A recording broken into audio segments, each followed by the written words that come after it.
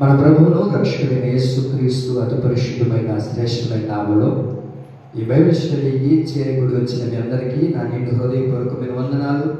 దేవుడికి స్తోత్రాలు, దేవుడికి మహిమ కలుగునుగాక. హల్లెలూయా. పరిశుద్ధ గ్రంథాన్ని తెరిచి అందరూ 42వ కీర్తన మీ పరిశుద్ధ గ్రంథాన్ని అందరూ తెరిచి చూడండి. 42వ కీర్తన మొదటి వాక్యాన్ని మనం చదువుకుందాం. అందరూ నాతో కలిసి చెప్పండి. 42వ కీర్తన మొదటి వాక్యం. దుప్పి నీటి వాగుల కొరకు, చెప్పండి అందరూ. దుప్పి నీటి వాగుల కొరకు ఆశపడినట్లు దేవా నీ కొరకు నా ప్రాణము ఆశపడుచున్నది. మళ్ళా చెప్పండి. దుప్పి నీటి వాగుల కొరకు ఆశపడినట్లు దేవా నీ కొరకు నా ప్రాణము ఆశపడుచున్నది. ఈ కీర్తన మనం చదువుకున్నాం కదా. ఇక్కడ దేవుడు మనతో మాట్లాడుతున్న మాట ఏంటంటే, దుప్పి నీటి వాగుల కొరకు ఆశపడినట్లు దేవా నీ కొరకు నా ప్రాణము ఆశపడుచు ఉన్నది. ఈ వాక్యాన్ని ఎవరు రాస్తూ ఉన్నారంటే కోరాహ కుమారులు ఈ కీర్తనని రాస్తూ ఉన్నారు. అక్కడ రాయబడిన మాటలు, దుప్పి నీటి వాగుల కొరకు ఆశపడినట్లు దేవా నీ కొరకు నా ప్రాణము ఆశపడుచు ఉన్నది. ఒక దుప్పి దేని కొరకు ఆశపడుతూ ఉన్నదంటే నీటి వాగుల కొరకు ఆశపడినట్లుగా దేవా నేను కూడా నీ కొరకు ఆశపడుచు ఉన్నాను అని ఇక్కడ రాయబడింది కదా. దేవుడి పిల్లారా, మనం ఈ వాక్యాన్ని ధ్యానించగలిగితే ఈ వాక్యము మూల వాక్యము అయితే ఇక్కడ రాయబడిన ఒక చక్కటి మాట, నీటి వాగుల కొరకు ఎలా ఆశపడుతుందంట ఆ దుప్పి? గొప్ప సంతోషముతోనూ ఆనందంతో ఆశపడుతూ ఉన్నట్లుగా, ఎదురు చూస్తూ ఉన్నట్లుగా అక్కడ మనకు రాయబడి ఉంది. దుప్పి దేని కొరకు ఎదురు చూస్తుంది అంటే నీటి వాగుల కొరకు ఏం చేస్తున్నది? ఆ దుప్పి ఎదురు చూస్తుంది, ఆశపడుతుంది, కోరుకుంటుంది. ఎక్కడ ఉండాలని కోరుకుంటుందంటే నీటి వాగుల దగ్గరది ఉండాలని, జీవించాలని, నివసించాలని ఆ దుప్పి ఆశపడుతూ ఉన్నట్లుగా మనం ఇక్కడ చదువుకున్నాం. మరలా యెహెజ్కేలు గ్రంథం 34వ అధ్యాయము, యెహెజ్కేలు గ్రంథం 34వ అధ్యాయము, అందరికీ యెహెజ్కేలు గ్రంథం 34వ అధ్యాయము 13వ వాక్యాన్ని మనం చదవగలిగితే చదవండి. ఆయా జనుల్లో నుండి వాటిని తోడుకొని వచ్చి ఆయా దేశములో నుండి వాటిని సమకూర్చి వాటి స్వదేశంలోనికి వాటిని తెచ్చి పర్వతముల మీదను వాగుల ఎద్దును దేశమందున్న సకలమైన కాపురపు స్థలమందున వాటిని మేపెదను. ఇక్కడ రాయబడిన మాట, ఆయా జనముల నుంచి, ఆయా దేశాల నుంచి, ఆయా ప్రాంతాల నుంచి నా గొర్రెలను నేను తీసుకొని వచ్చి ఎక్కడ మేపుతాను అని అంటున్నాడంటే, అక్కడ వాగుల దగ్గర వాటిని మేపుతాను, వాగుల దగ్గర వాటిని పోషిస్తాను. వాగుల దగ్గర ఎందుకు వాటిని పోషిస్తున్నావయ్యా అని అంటే, వాగుల దగ్గర ఎందుకు వాటిని పోషిస్తున్నాడంటే అక్కడైతే పచ్చగడ్డి ఉంటుంది కదా. వాగుల దగ్గర అయితే ఎప్పుడు నీరు ప్రవహిస్తూ ఉంటుంది. అలాగే ఆ వాగు దగ్గర ఎప్పుడు కూడా పచ్చని గడ్డి ఉంటుంది. వాగుల దగ్గర వేసేది చూడండి, పశువులు కానీ, గొర్రెలు కానీ, ఎడ్లు కానీ ఇవన్నీ కూడా చాలా సంతోషంగా ఉంటాయి. ఎందుకంటే అక్కడే గడ్డి వేస్తాయి, ఆ తర్వాత అక్కడే నీటిని తాగేటట్లుగా ఉంటుంది. అందుకే ఇక్కడ మనం చదువుకున్నాం కదా, నీటి వాగుల కొరకు దుప్పి ఆశపడినట్లుగా దేవా నా ప్రాణము నీ కొరకు ఆశపడుచు ఉన్నదయ్యా అని మనం చదువుకున్నాం కదా. దేవుడి ప్రియులారా, అయితే మనం ఏం చేయాలి అని అంటే ఇక్కడ రాయబడిన మాట మనం గమనించగలిగితే ఇక్కడ చదువుకున్నాం కదా, నీటి వాగుల కొరకు మనం ఏం చేయాలంటే ఆశపడేవారిగా ఉండాలి. దుప్పి దేని కొరకు ఆశపడుతుందంట? నీటి వాగుల కొరకు ఆశపడుతుంది. నీటి వాగుల కొరకు ఎదురు చూస్తూ ఉన్నట్లుగా ఒక క్రైస్తవులుగా మనం ఏం చేయాలంటే నీటి వాగుల కొరకు మనం ఎదురు చూడాలి. నీటి వాగుల కొరకు ఆశపడినట్లుగా అలాంటి జీవితంతో మనం నడిపించబడాలి. అయితే చూడండి, ఈ నీటి వాగు అని అంటే ఏంటంటే అర్థము, నీటి వాగు దేనికి సాదృశ్యంగా ఉంది అంటే వాక్యానికి సాదృశ్యంగా కనబడుతుంది. దేనికి సాదృశ్యంగా ఉంది నీటి వాగు? చెప్పండి. నీటి వాగు వాక్యానికి సాదృశ్యంగా ఉంది. అలాగే యేసుక్రీస్తు ప్రభుల వారికి సాదృశ్యంగా ఆ వాగు మనకు కనబడుతుంది. ఇది ఏ వాగు అంటే నీటి వాగు. ఈ నీటి వాగు కొరకు దుప్పి ఎలాగైతే ఆశపడుతుందో, దేవా నా ప్రాణము నీ కొరకు ఆశపడుతుందయ్యా అని మనం ఇక్కడ చదువుకున్నట్లుగా వాక్యము యేసుక్రీస్తుకి ఈ నీటి వాగు సాదృశ్యంగా కనబడుతుంది. అయితే మనం బైబిల్లో చాలా సార్లు ఎరుగుదాము కదా, యేసు ప్రభు చెప్తూ ఉంటారు కదా, లూకాసు సువార్త భాగం 11వ అధ్యాయం 24వ వాక్యాన్ని మనం గమనించగలిగితే, ఒక వ్యక్తిలో నుంచి అపవిత్రాత్మ వెళ్ళిపోయిన తర్వాత మరలా తనకి ఎక్కడ స్థలము దొరకనందున, వింటారండి, మరలా ఎక్కడ స్థలము దొరకనందున అదేమి చేస్తుంది అంటే నీరు లేని చోటకి అది తిరుగుతూ ఉందంట. ఎక్కడ తిరుగుతుందంటమ్మా? చదువుతారా వాక్యాన్ని? తీసారా? అపవిత్రాత్మ ఒక మనిషిని విడిచిపోయిన తరువాత అది విశ్రాంతి వెతుకుచు నీళ్లు లేని చోట, వినండి, ఎక్కడ తిరుగుతుందంట అపవిత్రాత్మ? నీరు లేని చోట, వాక్యము లేని చోట, యేసయ్య లేని చోట అదేమి చేస్తుంది? ఆ స్థలాన్ని వెతుకుతూ ఉందని వాక్యంలో మనం చదువుకున్నాం. అయితే దేవుడు ప్రియులారా, ఈ నీటి వాగుల దగ్గర మనం ఉండగలిగితే, ఈ నీటి వాగుల దగ్గర మనం నడిపించబడగలిగితే, దుప్పి నీటి వాగుల కొరకు ఎలాగైతే ఆశపడుతుందో, దేవుని సన్నిధికి వచ్చిన దేవుని ప్రియులారా, ఎక్కడ అపవిత్రాత్మ ఏలుబడి చేయదయ్యా అంటే నీరు ఉన్న చోట అపవిత్రాత్మ నిలవలేదు. అంటే వాక్యం ఉన్న చోట, దేవుడు ఉన్న చోట, యేసుక్రీస్తు ప్రభువు వారు ఉన్న స్థలములో అపవిత్రుడు నిలిచి ఉండలేడు. అందుకే వాక్యం అంటుంది, ఏమని రాయబడింది? నీరు లేని చోట అపవిత్ర ఆత్మ ఏం చేస్తుందంట? తిరుగుతూ ఉంది. అయితే ఈ దినాన ఈ బైబిల్ స్టడీలో ప్రభు మనతో మాట్లాడబోయే అంశం ఏంటంటే, వాగుల గురించి దేవుడు ఈ బైబిల్ స్టడీలో మనతో మాట్లాడబోతూ ఉన్నారు. వాగుల యొద్దకు మనం వస్తే, నీటి వాగుల యొద్దకు మనం వస్తే మనకు కలిగే ఆశీర్వాదం ఏంటి? నీటి వాగుల యొద్దకు వచ్చిన మనము ఏం చేయాలి?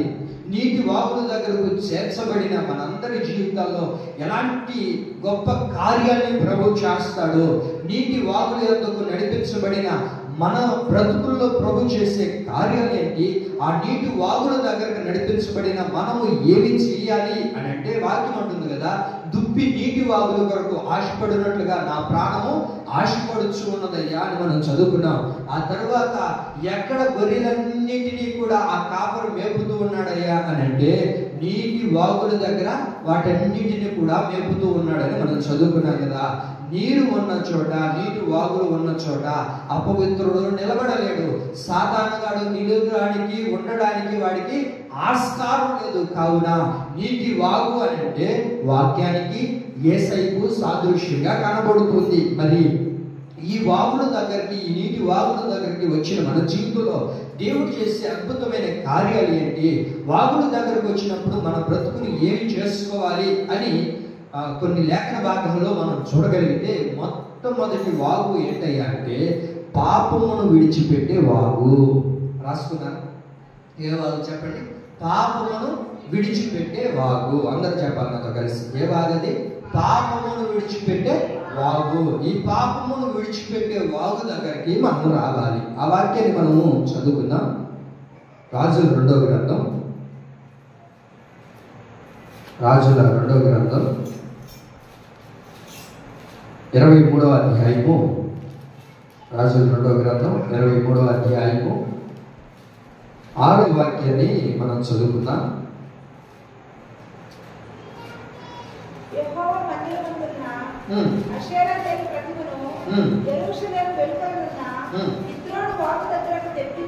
ఆ కిద్రోను వాగు దగ్గరకు తెప్పించి, కిద్రోను వాగు ఒడ్డున దాన్ని కాల్చి త్రొక్కి పాడు చేసి చల్లెను. చాలండి. ఏ వాగయ్యా ఇదంటే కిద్రోను వాగు. అందరు చెప్పండి, ఏ వాగు? కిద్రోను వాగు. కిద్రోను వాగు అని అంటే అర్థం ఏంటంటే పాపమును విడిచిపెట్టే వాగు, అంటే పాపమును పోగొట్టుకునే వాగు, పాపాన్ని తీసివేసుకునే ఒక వాగుగా మనకి ఇక్కడ కనబడుతుంది. అక్కడ మనం చదువుకున్నాం కదా, కొన్ని విగ్రహాలను తీసుకొని వచ్చి దాన్ని పాడు చేసి వాటన్నిటిని కాల్చివేసి వాటిని త్రొక్కి వాటిని బూడిద చేసి ఏం చేశారంట, సమాధుల పైన చల్లేసి ఆ కిద్రోను వాగు దగ్గర వాటిని పడవేసి వెళ్ళిపోయినట్లుగా మనం చదువుకున్నాం. ఆ తర్వాత దినవృత్తాంతముల 2వ గ్రంథం 15వ అధ్యాయము 16వ వాక్యాన్ని కూడా చదవండి. ఇక్కడ రాజైన ఆసారాజు మనకు కనబడతారు. అక్కడ 15వ అధ్యాయము 16వ వాక్యం చూడండి. 15, 16 వాక్యం.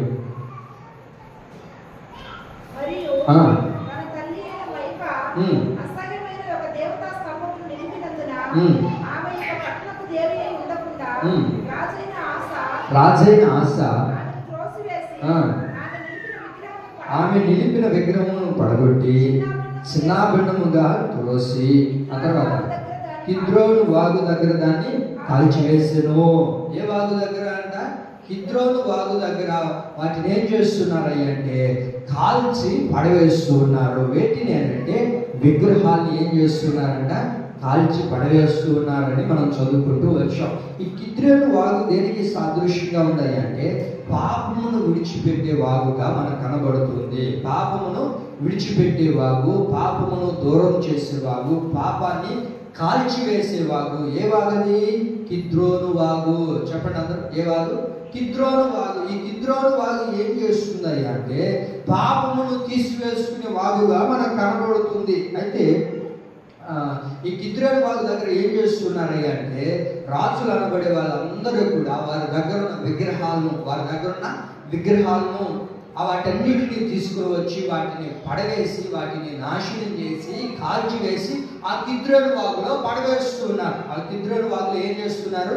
పడవేస్తున్నారు. మీరు అంటే యోహాను సువార్త 18వ అధ్యాయం 1వ వాక్యం కూడా మీరు అక్కడ చూడగలిగితే ఇక్కడ కిద్రోను వాగును కూడా మనం గమనించగలుగుతాం. అక్కడ కూడా చదవండి ఒక వాక్యాన్ని.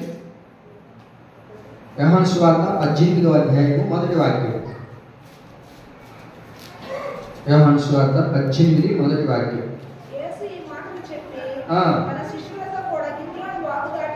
కిద్రోను వాగును యేసు ప్రభు ఏం చేస్తున్నాడయ్యా? కిద్రోను వాగును ఏం చేశాడు యేసు ప్రభు? దాటి వెళ్ళిపోతూ ఉన్నాడు. కిద్రోను వాగును ఏం చేశాడు యేసు ప్రభు? అక్కడ దాటి వెళ్ళిపోతూ ఉన్నాడు. కిద్రోను వాగు దేనికి కనబడుతుంది అంటే పాపమును విడిచిపెట్టేవాగు, పాపమును దూరం చేసుకునేవాగు. అందుకని యేసు ప్రభులు వారు కూడా ఏం చేస్తారయ్య అంటే కిద్రోను వాగు దగ్గరకు వచ్చినప్పుడంట యేసు ప్రభు ఏం చేశారయ్య అంటే ఆ కిద్రోను వాగును దాటి వెళ్ళిపోయాను అని. ఎందుకు దాటి వెళ్ళిపోయావు ప్రభువా? అక్కడ నిలబడలేదంటే నిలబడలేదయ్యా. ఎందుకు యేసు ప్రభులు వారు ఆ కిద్రోను వాగు దగ్గర నిలవలేదు అని అంటే అక్కడ ఏముంది కిద్రోను వాగులో? చెప్పండి. కిద్రోను వాగులో పాపము దాచబడి ఉంది, పాపమును విడిచిపెట్టే స్థలం అది.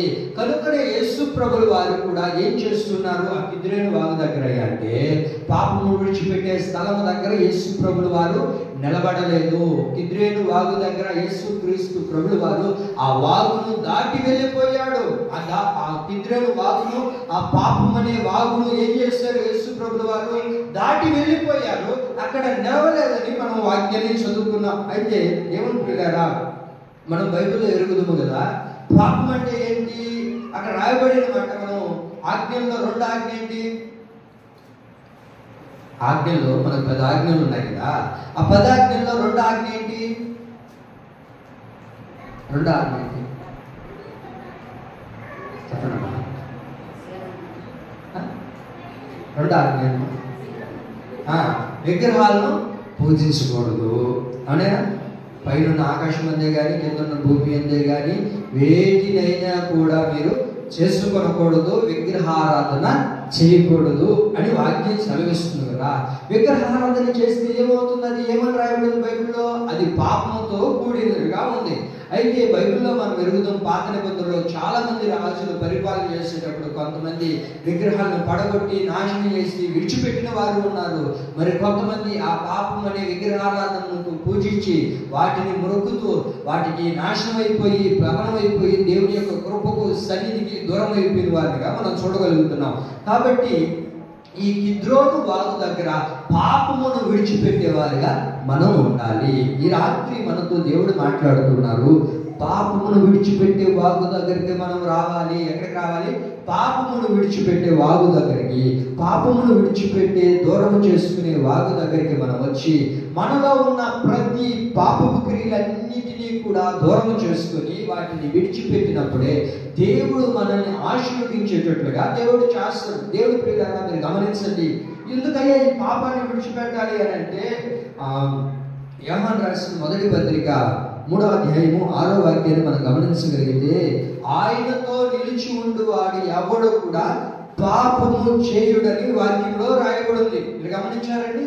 ఆయనతో నిలిచేవారు, ఆయనతో నడిపించబడేవారు అంటే యేసు ప్రభువుతో ఉండేవారు, యేసు ప్రభువుతో జీవించేవారు, యేసు ప్రభువుతో సహవాసం చేసేవారు ఎవ్వడు కూడా పాపము చేయడు. పాపము చేసే వ్యక్తి యేసుతో కూడా నడవలేడు, యేసయ్యతో ఉండలేడు. కారణం ఏంటంటే వాక్యం అంటుంది, యేసయ్యతో నిలిచి ఉండేవాడు పాపము చేయుడు. యేసయ్యతో నిలిచి ఉండేవాడు చెప్పండి, యేసయ్యతో నిలవాలి అని అన్నా, యేసయ్యతో మనం జీవించాలన్నా, యేసయ్యతో మనం బ్రతకాలన్నా మన పాపాలన్నిటినీ కూడా తీసి ఎక్కడ పారేయాలి చెప్పండి? కిద్రోను వాగులో పాడవేయాలి అని దేవుడి రాత్రి మనతో మాట్లాడుతున్నారు. ఆ తర్వాత మనం మరొక వాక్యాన్ని కూడా చదవగలిగితే, అదే యోహాను రాసిన మొదటి పత్రిక 5వ అధ్యాయం 18వ వాక్యాన్ని మీరు చూడగలిగితే అక్కడ మరొక వాక్యం రాయబడింది. ఆ వాక్యం ఏంటంటే, దేవుని మూలముగా పుట్టువాడు ఎవ్వరు కూడా పాపము చేయరు. విన్నారండి? దేవుడి మూలముగా మనం పుట్టాము. దేవుడి యొక్క ఆలోచన ద్వారా, దేవుడి యొక్క ప్రణాళిక ద్వారా దేవుడు మనల్ని పిలుచుకొని మనలో ఉన్న పాపాన్నంతటిని కూడా దూరం చేసి, మనలో ఉన్న అతిక్రమాలన్నింటినీ కూడా ప్రభు శుద్ధీకరించి బాప్తిస్మం ద్వారా దేవుడు మనల్ని ఏం చేశాడు? మరలా చెప్పండి, చనిపోయిన మన పాపపు జీవితాన్ని అంతటినీ సమాధి చేసి క్రీస్తులో మరలా మనం జన్మించి ఉన్నాం కదా. అయితే క్రీస్తులో జన్మించిన వాడు ఎవడు కూడా పాపము చేయుడు. పాపము చేసేవాడు ఎవడు కూడా యేసు ఎదుట, దేవుని ఎదుట నిలవలేడు. కనుకనే ఈ రాత్రి ఒకవేళ ఏ పాపం మనలో గూడు కట్టుకుని ఉందో, ఏ పాపం చేత మనం నడిపించబడుతున్నామో నాకైతే తెలియదు, కానీ ఈ రాత్రి ఈ కిద్రోను వాగు దగ్గరకు వచ్చిన మనం అందరం కూడా మన పాపాలన్నిటినీ మూటగట్టి ఏం చేద్దాం? ఈ రాత్రి కిద్రోను వాగులో పడవేయుదుముగాక. ఆమేన్. అయ్యా, పాపం అంటే ఏంటి? ఏ పాపాన్ని మనం కిద్రోను వాగులో పడవేసుకొని ఈ రాత్రి ప్రభు యొక్క సన్నిధి నుంచి మనం కుటుంబాలకి వెళ్ళేవారమే. అయితే మనం ఏం చేయాలి? మన పాపాలన్నిటిని కూడా తీసి కిద్రోను వాగులో పడవేసుకుని మనమందరం ఇక్కడి నుంచి ఆశీర్వాదకరముగా వెళ్ళుదుముగాక. ఆమేన్. అయితే ఒక 2-3 పాపాల గురించి మీకు చెప్తానండి. ఎప్పుడు మనం ఏమనుకుంటామంటే ఆజ్ఞాతిక్రమమే పాపము, అదే కదా, ఇంకా లేకపోతే వేరేవి ఏమన్నాయి అని అనుకుంటూ ఉంటాం కదా. అయితే ఒక 3 పాపాల గురించి చెప్తాను. ఒకవేళ ఆ 3 పాపాలు మనలో ఉంటే, ఒకవేళ ఆ 3 పాపాలను మనం చేస్తూ ఉంటే, ఆ దోషాలలో మనం నడిపించబడుతుంటే వాటన్నిటిని రాత్రి ఏం చేద్దాం? మూట కట్టి ఎక్కడ పడేద్దాం? కిద్రోను వాగులో పడవేయుదుముగాక. మొదటి మాట చెప్తా చూడండి. మొదటిగా ఏ పాపమును విడిచిపెట్టి కిద్రోను వాగులో పారవేయాలి, ఏ పాపమును విడిచిపెట్టి కిద్రోను వాగులో పడవేయాలి అని అంటే, మొట్టమొదటిగా ఏ పాపాన్ని మనం పడవేయాలంటే యాకోబు రాసిన పత్రిక, యాకోబు మొదటి అధ్యాయము 15వ వాక్యాన్ని మనం చదువుకుందాం. ఏ పాపమును మనం విడిచిపెట్టి ఆ పాపాన్ని కిద్రోను వాగులో పడవేయాలి అని అంటే చూడండి, అక్కడ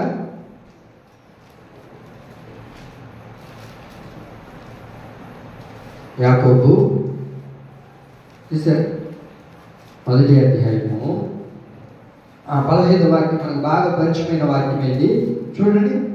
దురాశ గర్భము ధరించి పాపమును కనగా పాపము పరిపక్వమై మరణమును కనును. ఏ పాపాన్ని మనం విడిచిపెట్టి దాన్ని మూటగట్టి కిద్రోను వాగులో పడవేయాలి అని అంటే వాక్యం అంటుంది, దురాశ అనే పాపాన్ని విడిచిపెట్టాలి. చెప్పండి అందరూ, ఏ పాపాన్ని విడిచిపెట్టాలి?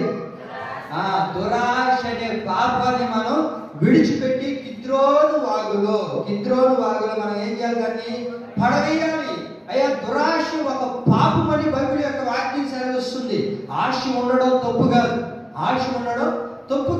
ఆశ ఉండాలి. ప్రతి మనిషికి ఆశగా లేకపోతే ఎలాగండి? ఒక దైవజనుడు అంటాడు, ఆశ లేని వాడిని దేవుడు కూడా ఆశీర్వదించడంట.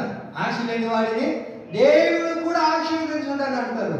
అయితే వాక్యం అంటుంది ఆశ ఉండాలి కానీ దురాశ కలిగి నడిపించబడకూడదు. ఏం చేయకూడదు? దురాశ కలిగి నడిపించబడకూడదు. మనలో ఉన్న దురాశ ఏం చేస్తుంది అంటే అది గర్భాన్ని ధరిస్తుంది. అదేం చేస్తుందంట? గర్భాన్ని ధరిస్తే అందరితో బాగుంటుంది. ఏం చేస్తుంది? అది దేన్ని కంటుందంట? గర్భాన్ని ధరించి అది మరణమును కంటుంది, పాపముని కంటుంది. ఆ పాపంలో నుంచి ఏమొస్తుంది? మరణాన్ని కంటుంది. మీరు విన్నారా? చెప్పండి. దురాశ గర్భాన్ని ధరించి ఏ శిశువుని కంటుంది? పాపమును కంటుంది. పాపం పరిపక్వమయ్యి, అంటే పాపము పెద్దవాడయ్యి అదేం చేస్తుంది? దేని కంటుంది? ఇప్పుడు మరణాన్ని కంటుంది అని రాయబడింది. దేవుని పిల్లరా, లేదు నా వైపు చూడండి, చాలా శ్రద్ధగా వినండి. దురాశ అనే పాపము మనలో ఉండనే ఉండకూడదు. ఒకవేళ ఆశ ఉందేమో తప్పులేదు, కానీ దురాశ కలిగి మాత్రం నడిపించబడకూడదండి. దురాశ ఉండకూడదు. ఉన్న దానితో మనం ఏం చేయాలి? సంతృప్తిగా జీవించాలి. ఉన్న దాంట్లోనే సంతృప్తిగా జీవించాలి. చూడండి, సైకిల్లో వెళ్ళేవాడు అనుకుంటాడు, నాకు ఒక మంచి బైక్ ఉంటే బాగుంది కదా, నేను సర్రని వెళ్ళిపోతానని అనుకుంటాడు. ఆ బైక్లో వెళ్ళేవాడు అనుకుంటాడు, ఏమనుకుంటాడు? నాకు ఒక కారు ఉంటే బాగుంది కదా, చక్కగా ఏసీ వేసుకొని అయ్యని వెళ్ళిపోతాను కదా అని అనుకుంటాడు కదా. కారులో వెళ్ళేవాడు కూడా అనుకుంటాడు, ఈ కారుని ఎంతసేపు తోలుతాం, హ్యాపీగా ఒక గంటలో, ఒక అరగంటలో, చెప్పండి, ఏరోప్లాన్ ఉంటే దాంట్లో వెళ్ళిపోతాను కదా, హ్యాపీగా 5 నిమిషాల కల్లా 10 నిమిషాల కల్లా వెళ్ళిపోతాను కదా అని ఏమనుకుంటుంటాడు? చెప్పండి, ఏమనుకుంటుంటాడు? ఆశపడుతూ ఉంటాడు. ఇది ఏంటి అంటే దురాశ. ఎందుకంటే ఉన్నదాంతో సంతృప్తి పొంది ఆశ కలిగి జీవిస్తే, నడిపించబడితే బాగునే ఉంటుంది. లేని దాని కొరకు దురాశ కలిగి దాని వెనక ప్రాబలాడడం కన్నా ఉన్నదానితో సంతృప్తి కలిగి జీవిస్తే అది మన జీవితానికి ఎంతో ప్రయోజనకరమో వాక్యం అంటుంది. అందుకే వాక్యం అంటుంది, దురాశని మీలో ఉండనీయద్దు. ఆ దురాశని మూటగట్టి కిద్రోను వాగులో పడవేయండి. దురాశ ఏంటి అంటే అది పాపముతో సమానం. దురాశ పాపముతో కూడినది. దురాశ పాపానికి దారి తీస్తుంది. పాపానికి దారి తీస్తే పర్వాలేదు, ఆ తర్వాత ఏం చేస్తుంది అంటే అది మరణాన్ని కలుగుతుంది. మరణాన్ని మన జీవితంలో ప్రవేశించేట్లుగా చేస్తుంది. దేవునికి దూరం చేస్తుంది. ఏది దూరం చేస్తుంది అంటే దురాశ. చెప్పండి, ఏది దూరం చేస్తుంది? దేవుడి నుంచి మనల్ని దురాశ దూరం చేసేస్తుంది. దురాశ కలిగిన వాడు చూడండి, ఎప్పుడు కూడా దేవుని ఎందుకు నిలవలేడు, దేవుని ఎందుకు రాలేడు. కారణం ఏంటంటే వాడుకున్న ఆలోచన అంతా ఏంటంటే దురాశ. ఉన్న దాంట్లో సంతృప్తి పొందడు, ఉన్న దానిలో దేవుని ఎదుట నిలవలేడు. ఇంకా కావాలి. ఒక మిద్ది కట్టుకున్నావుగా, దాంతో సంతృప్తిగా ఉండొచ్చుగా. ఉన్నప్పుడు దేవుడు మళ్ళా ఇస్తాడుగా. అలా కాదు, ఏం చేయాలి? దాని తర్వాత దానిపైన మిద్ది కట్టాలి. ఎలా కట్టావు బ్రదర్ మిద్ది? కొంతమంది చూడండి, ఇల్లు కడతా ఉంటారు. ఎట్లా కట్టావయ్యా? ఎంత పెద్ద బంగళా కట్టినావు, ఎట్లా కట్టావు, ఎవరు ఇచ్చారు, ఎట్లా జరిగింది అని అంటే అన్న మాట ఏంటి తెలుసా? చాలా మంది చెప్పే మాట ఏంటి తెలుసా?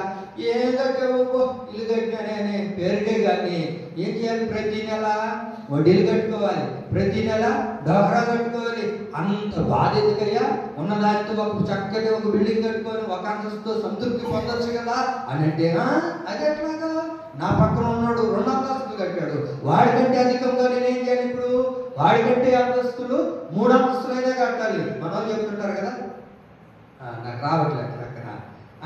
కొంతమంది చెప్తుంటారు చూడండి, తింటే వాళ్ళు ఏం తిన్నారంట, తినడానికి తిండి లేకపోయినా, ఇప్పుడు గుర్తొచ్చింది, తినడానికి తిండి లేకపోయినా మేసాలకి సంపంలోది కావాలంట. అని తినడానికి అన్నం లేదే, పచ్చడి మెతుకు కూడా ఉండవు కొంతమందికి, కానీ మేసాలకు మాత్రం ఏం కావాలో సంపంలోది కావాలంట. సోకులు ఎక్కువ, దురాశ. ఎందుకు దురాశ కలిగింది? దురాశతో నడిపించబడుతున్న వ్యక్తిలో ఏం కలుగుతుంది? పాపం పరిపక్వం అయిపోయి ఆ పాపం గూడు కట్టుకొని అది మరణాన్ని కని నీ జీవితాన్ని పాడు చేసేస్తుంది. కనుకనే వాక్యం అంటుంది, దురాశ కలిగి నడిపించబడద్దు. ఆ దురాశ నీ జీవితాన్ని పాడు చేస్తుంది, నీ జీవితాన్ని నాశనం చేస్తుంది. కొంతమంది హెచ్చుడికి చూడండి, దురాశ ఎక్కువ. ఉన్నదాంతో తృప్తిగా ఉండరు. అరే ఇది ఉంది కదా, ఇది నా దేవుడు నాకు ఇచ్చాడు కదా, దీంతో సంతృప్తిగా ఉంటే చాలులే అని అనుకునే వారి జీవితాలు కొంతమంది అయితే, కొంతమంది మాత్రం వాళ్ళని చూసి వీరిని చూసి దురాశ వారిలో కలగడం ద్వారా వారి జీవితాన్ని నాశనం చేసుకుని పాడు చేసుకునే వాళ్ళు ఎంతోమంది మన కళ్ళ ఎదుట మనకు కనబడుతూ ఉంటారు. అయితే బైబిల్లో మనము చాలాసార్లు మనం గమనించగలుగుతాం పిల్లగా, ఒక వ్యక్తికి నాబోతు అని ఒక వ్యక్తి ఉన్నాడండి. ఆ వ్యక్తికి ఒక్కగానో ఒక ద్రాక్ష చెట్టు ఉన్నాడు. ఒక ద్రాక్ష తోట అతనికి ఉంది. వింటారండి, అతనికి ఏముంది? ఒక ద్రాక్ష తోట ఉంది. అయితే ఒక చిన్న ద్రాక్ష తోట కలిగి ఏదో చిన్న వ్యవసాయం చేసుకుంటూ ఆ ద్రాక్ష తోటని పొలం పనులు చేసుకుంటూ చాలా చక్కగా బ్రతుకుతుండేవాడు. అయితే దేవుని ప్రియులారా, మీరు గమనించండి, ఆ ద్రాక్ష తోట మీద ఒక వ్యక్తికి కన్నుబడిందండి. ఆ ద్రాక్ష తోట మీదకి ఒక వ్యక్తి కన్నుబడింది. ఆ వ్యక్తి ఏమన్నా కన్నుబడిన వ్యక్తి విన్నారా? తల మీద నా వైపు చూడండి. ఆ కన్నుబడిన వ్యక్తి ఏమీ లేనివాడా అని అంటే, కుటికి లేనివాడా అంటే కాదండి. ఆ వ్యక్తి ఎవరయ్యా అంటే ఆ రాజ్యాన్నంతటిని పరిపాలించి ఒక రాజు. చెప్పండి, ఎవరైనా ఒక రాజుకి ఆయన పేరు ఏంటయ్యా అంటే ఆహాబు రాజు. చెప్పండి, ఏం పేరు? ఆహాబు రాజు. అక్క రాజుకి ఏమన్నా కొరత ఉందాక? రాజుకి ఏమన్నా కొరత ఉంటుందా? ఏది కావాలంటే అది వస్తుంది కదా, ఏది పొందుకోవాలంటే అన్నీ ఉంటాయి. రాజుగారికి తక్కువ అనే మాటే ఉండదు. అయితే మీరు బైబిల్లో చూడగలుగుతారు, ఆహాబు రాజు ఇంత ఐశ్వర్యం కలిగిన, అంత వైభవం కలిగి నడిపించబడుతున్నా తన జీవితంలో దేవుని ప్రియులారా వాక్యం అంటుంది, ఆహాబు దేని మీద దురాశ కలిగి జీవించాడయ్యా అంటే నాబోతు యొక్క ద్రాక్ష తోటలను దురాశ పడ్డాడంట. ఏం పడ్డాడంట? దురాశ పడ్డాడంట. ఆహాబు రాజు నాబోతు యొక్క ద్రాక్ష తోటను చూసి ఆ తోటే కావాలి నాకు. రాజుగారు, నువ్వు కోరుకుంటే ఏది రాదయ్యా నీ దగ్గరికి? వాడికి ఏదో ఒక చిన్న పొలం ఉంది, దాన్ని ప్రార్థనాడుతున్నావు. అదే ఏదో నా మనసు అంటే లాగేస్తుంది. కొంతమంది చూడండి, ఉన్న దాంతో తృప్తి పొందరు. మీరు గమనించండి, దురాశ కలిగిన వాడు వారి యొక్క జీవితంలో ఏం కలిగిందో తెలుసు. నేను బైబిల్ చదువుతుంది, ఇంటికి వెళ్ళిన తర్వాత అధ్యాయం అంతా దేవుని ప్రియులారా, ఆహాబు రాజుకి దురాశ కలగడం ద్వారా అన్నం కూడా తినలేదంటండి. ఏం చేయలేదంట? మీరు వాక్యం చదవండి, ఎలా ఉన్నాడు అంటే ఏంటి అర్థం చెప్పండి. అంటే ఏంటి అర్థం? మోకము ముడుచుకొని అన్నం కూడా తినట్లేదంట. అరే ఒక రాజు కదా, నీకేంటి బాబు తక్కువ? అసలు పోతే పోయిందిలే, వాడేదో చిన్న పొలం కదా, అర్థమైన దాని మీద ఎందుకు ఆశ కలుగుతున్నావు? నీకున్న దాంతో సంతృప్తిగా ఉండంటే అలాగానే ఏంటి లేదంట. చెప్పండి, అన్నం కూడా తినకుండా, అన్నం కూడా మానేసి, నాకు ఇప్పుడు ఆ పొలమే కావాలి. అమ్మా నాకేం కావాలి? నాకు అదే కావాలి. ఆ యొక్క కట్టుకోవడం చూసావా, బటర్ఫ్లై చీర, అదే కావాలా? అమ్మాయి ఉన్నదాంతో తృప్తి పొందమ్మాయి. ఇది ఉంది కదా, దీంతో కొత్తగా వచ్చింది, అది అంచులు పడిపోయామంటే అదే కావాలి. తెచ్చిస్తేనే నేను అన్నం తింటాను. అరే ఉన్నదాంతో తృప్తి పొందొచ్చు కదా. కొంతమంది చూడండి, దురాశ కలిగి ఉంది దానికి అన్నం కూడా తింటారమ్మా. ఆశ ఉండడంలో తప్పు లేదు, అది దురాశ కలిగింది అనుకోండి, వాళ్ళు ఏం చేయరంట, అన్నం కూడా తింటారంట. దురాశ కలిగిన వాడు, అది నువ్వు నాకు తెచ్చి పెడతావా లేదా, అది ఇస్తేనే నేను తింటా.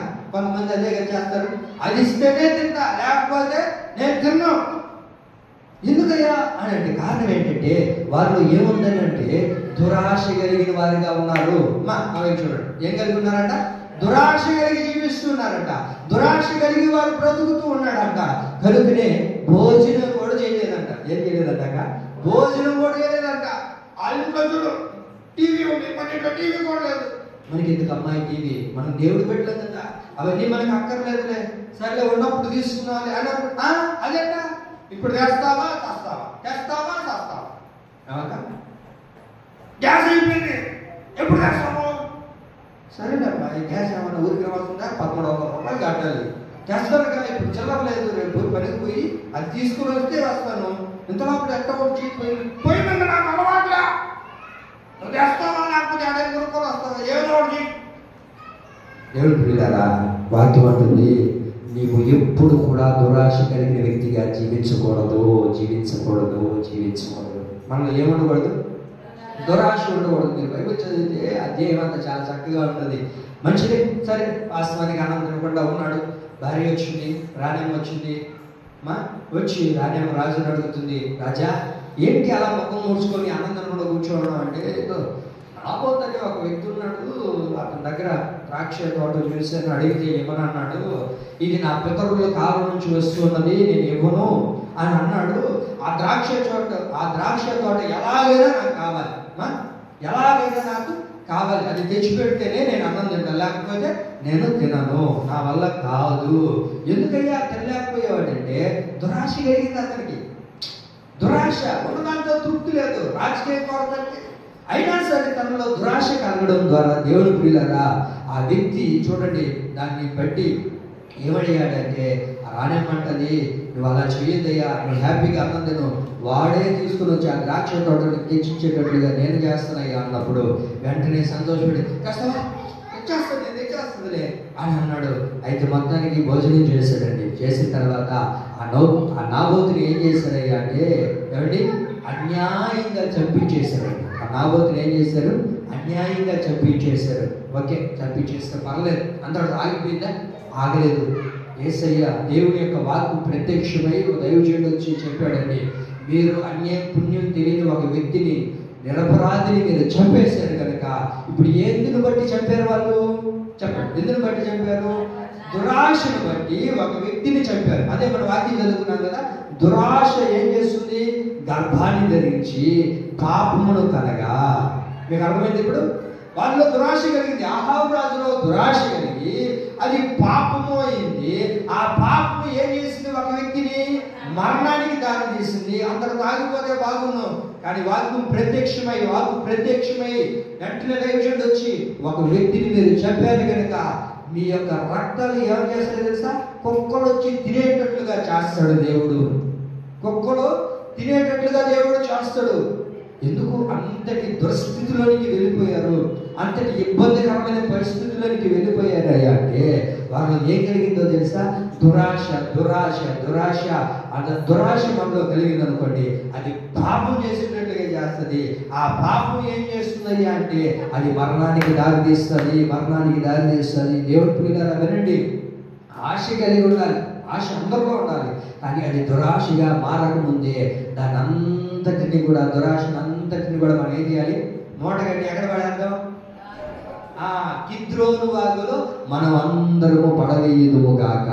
ఆమేన్, ఆమేన్. రాజుల మొదటి గ్రంథం 21వ అధ్యాయాన్ని మీరు ఇంటికి వెళ్ళిన తర్వాత చదువుకోండి. ఇప్పుడు అధ్యాయం అంతా గురించి నేను వివరించాను కదా, మీరు ఇంటికి వెళ్ళిన తర్వాత దాన్ని ధ్యానించగలిగితే మీరు అక్కడ చాలా చక్కగా రాయబడి ఉంటుంది వాళ్ళ యొక్క చరిత్ర గురించి. కనుక మనము ఈ వాగులో, ఈ కిద్రోను వాగులో పాపాన్ని విడిచిపెట్టే వాగులో ఏం చేయాలి అంటే దురాశ అనే పాపాన్ని మనం విడిచిపెట్టాలి.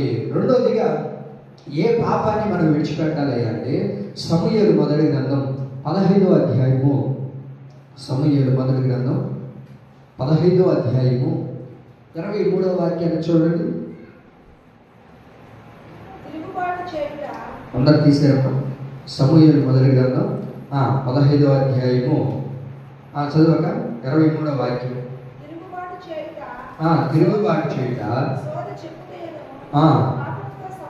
పాపముతో సమానము. తల లేదు నాకు చూడండి, ఆ వాక్యం అంతా చదివాక కంప్లీట్.